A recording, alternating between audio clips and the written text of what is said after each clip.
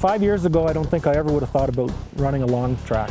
We ride in tight trails where we are, and been running a 121-inch track for 10 years, 15 years. Never thought I would have gone to a long track, and now I won't go back to a 121. Those Renegade chassis work so well, I don't think you give up any performance in a tight trail with it. You get the extra flotation if you get into some snow. It's just, I think it's all around the best chassis to run. Throttle response on the 1200, it's a torquey motor, so it pulls hard. It's not quite as peppy or as responsive as an 800. They're a little pipier, and you squeeze the throttle and it's instantly there. But the 1200s are a solid motor.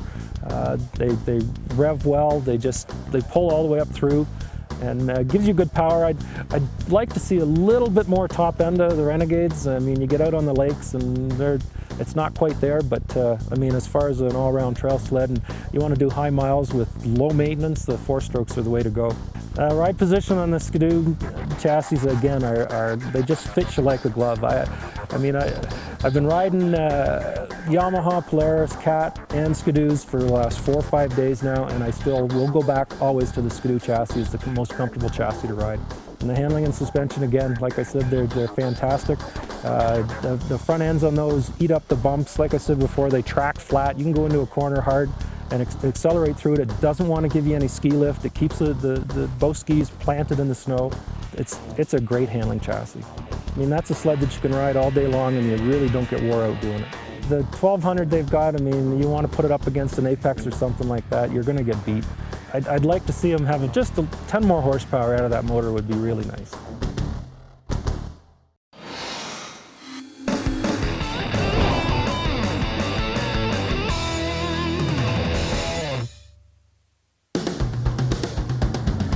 When it comes to handling on your snowmobile, a big part of that comes out of your runners and your carbides on your machine.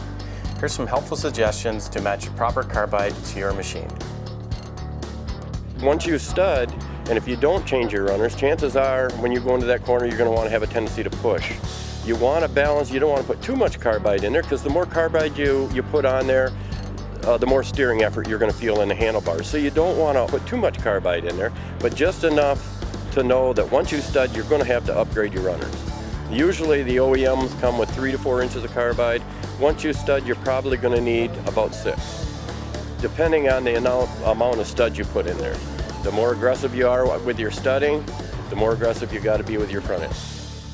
There's 3 different shapes that we have, one being just a single runner that replaces your OEM runner, and then we have 2 other dual runners. One is what we call our dually, and one is one we call our Slim Jim dually.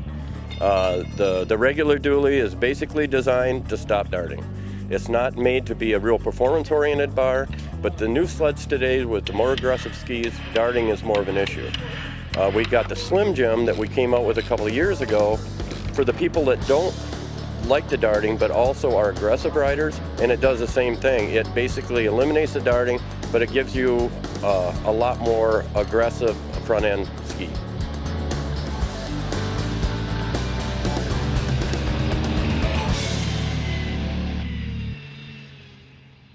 I guess that's it too, that you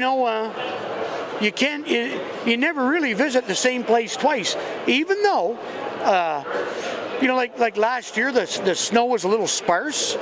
We went to places we'd never been before, and then a couple of years before that, same thing, places we'd never been before. So wow, just it's a whole new ball game each time.